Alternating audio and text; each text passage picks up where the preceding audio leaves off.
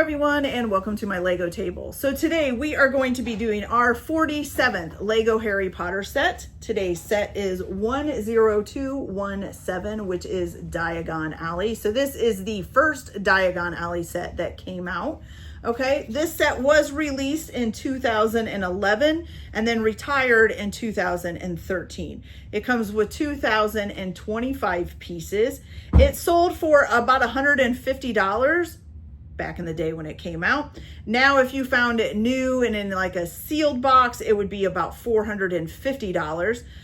Used, it can run anywhere from, on average, $200 to $250, but you know, goes back and forth depending on what all the seller decides to sell it for and all of that, and what kind of condition it is in. Okay, so this did come with 12 minifigures, so we'll go through them real quick.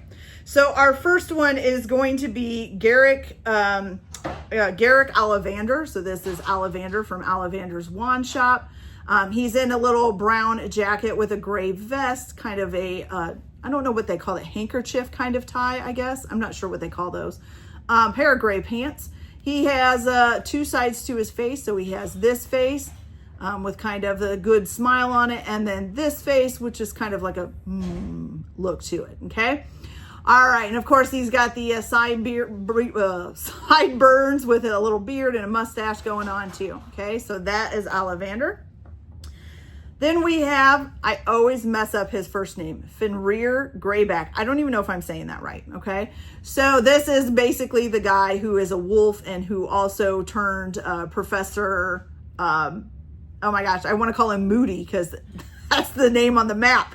I just forgot his name. Anyways, but he's the one that actually turned him. So he is in a black suit with some kind of gray undershirt with the open hairy chest. Ew, not my, ew.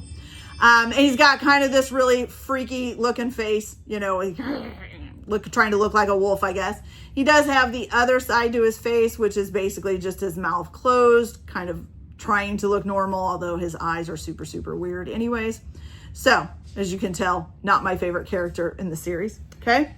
All right, then we have two different goblins, okay? Actually, they're the same goblin with different pants, I guess. It looks like pretty much the outfit is the same. So it's just the pants. This one has a brown pair of pants and this one has a gray pair of pants.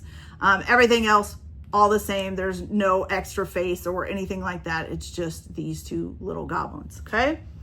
Then we have Hermione Granger. She's in kind of a light bluish kind of jacket. Looks like there's like a white shirt underneath. I can't really tell. Kind of a reddish pair of pants. Then of course she's got the smiling face on this side and the kind of like a smirk on this side, I guess you would call it. Okay, so that is Hermione Granger. We are still in an era where they weren't making specific looking wands. These are just sticks that they hold, okay? Then we have Lucius Malfoy, who of course is Draco's father. So Lucius is in an all black outfit with kind of gray trimmings on his collar and things like that.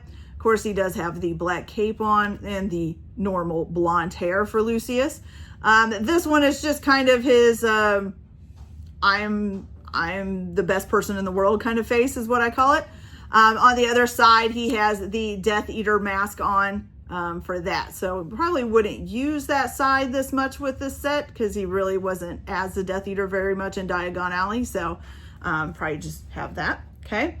Then we have Harry Potter, who is in a pair of black pants with a darker blue jacket and then a blue undershirt. And of course he does have the scar here at the top of his eye there. This is the one side of his face with a smile. Here is the other side of the face where he's kind of looking angry. Okay. All right. So there is Mr. Harry Potter. Okay. Then we have Ron Weasley. I kind of like his hair on this Lego. It's kind of funny with the sweeping going on, but he's kind of in a red flannel shirt, got a little undershirt on with some brown pants and brown sleeves on his shirt. He has kind of a, he always has kind of a funny looking face for the one side, but he does have the red eyebrows to go with his red hair. The other side is more of a scared face. I'm not sure if this is supposed to be kind of like a shy smile or just how he smiles. Does he smile crookedly? I don't know. I'd have to look it up. Anyways, so there is Ron Weasley. And I'm sorry, you're going to hear some noise. My husband's doing some work on the house. Then we have Hagrid here with his pink umbrella. Hagrid, of course, is one whole body piece still. There's no like separate pieces. So this whole body piece is there. You can take the head off, of course, which there's only one side to the head. So this is kind of the goofy looking smile he has. And then the beard, hair, mustache, all of that stuff is one whole piece that you just slide over. So you can basically just see the eyes through it. Okay. So there's Hagrid. Then we have Fred and George Weasley, which is pretty cool. It's pretty much the same minifigure. They're in a brown pinstripe suit in both of these. I actually like them in these suits in the movies. I think they're really cool suits.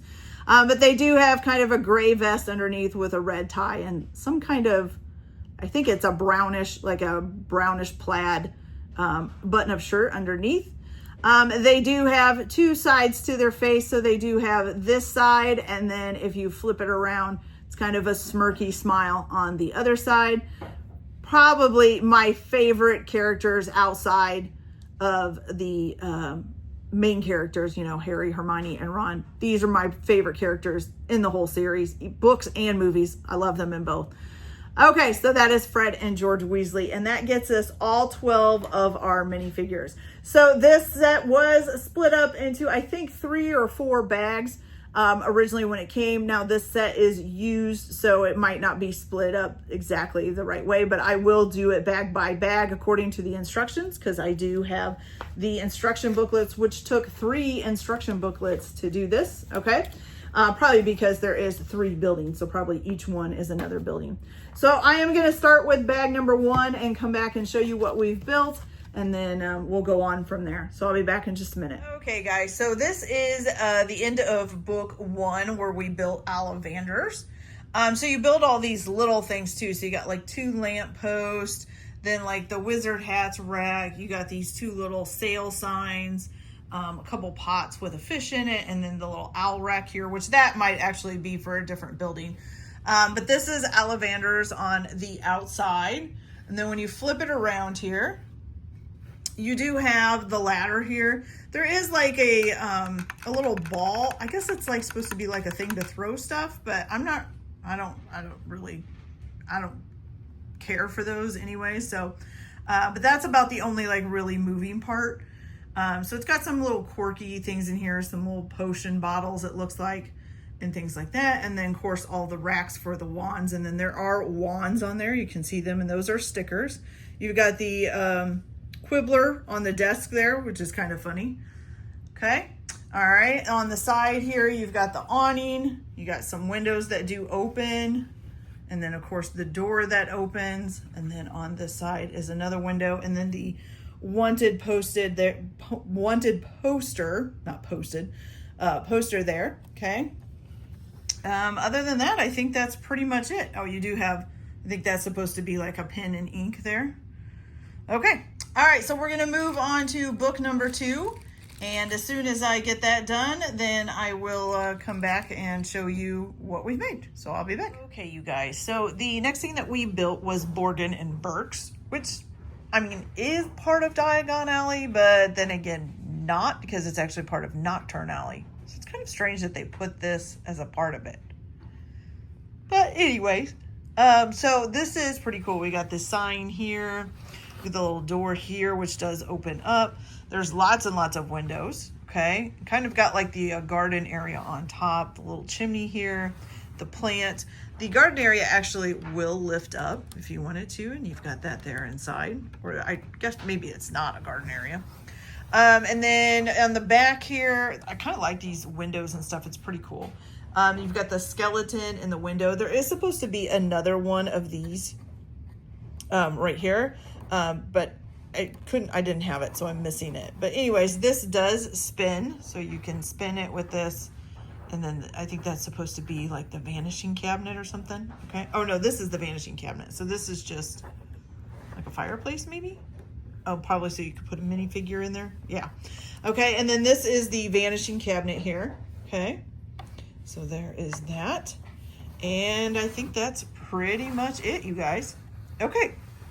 So we're going to go ahead and move on to the third book, which is also the third building. And as soon as I get that done, I will come back and show you guys what we've made. Okay, you guys, so for our last building here, we have the Gringotts Bank. We have, of course, the leaning pillars here, all the windows, got little lights on each corner. The doors do open by pushing in, okay? Flip it around here. You have the chandelier up here. Then you have the vault here, or at least one of them anyways, and there's like a little table in there. Got a couple pictures on the walls. The desk here, which has got like a pen and ink. And then you have these little like sunroof type things, and they do kind of go up and down as well. Okay. All right, so I think that is it. So let me get this set up all together and I will show you all of them, 3 of them side by side. Okay, so here they are, all are side by side. They don't actually connect, like they don't connect together or anything like that. They're just made to be put together. And of course you can arrange the minifigures and the extra little pieces however you want. But it's actually a pretty cool set. I actually really kind of like it. I mean, it's not huge like the newer one that's out now, but it's about the same size as the modular Diagon Alley that they're building currently, you know, where it's coming out in small pieces, different buildings at different times that can connect all together, kind of like the Hogwarts buildings that they're bringing out. So yeah, so it's actually a pretty cool little set. I kind of like it that they put you know, Borgin and Burkes in there, even though that's actually Knockturn Alley. It's kind of cool to have like a little bit of the darker side in there. I wish they would have maybe kept expanding on this and making it bigger. That would have been even better, but I don't think they did. So, okay, you guys, so that is it for this video. I hope you liked it. Please like, subscribe, get notifications, and watch some of the other videos because I can't keep bringing you Legos unless you guys watch the other ones. Anyways, you can also check out my eBay and see what Legos that I have up for sale right now. And that'll be a link in the description below. Other than that, I hope you guys have a good day and enjoy your Lego building or whatever else that you might be doing today. And we will see you on the next build. Bye.